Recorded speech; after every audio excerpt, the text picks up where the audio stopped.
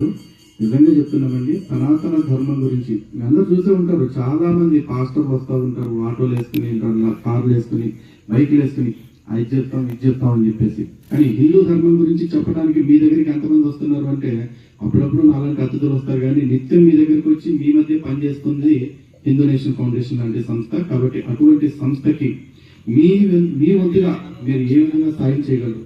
So ఈ విధంగా రామకృష్ణ గారు ఎన్ని చేయాలో అంత క్షేత్రస్థాయిలో ఉండి చేస్తున్నారు.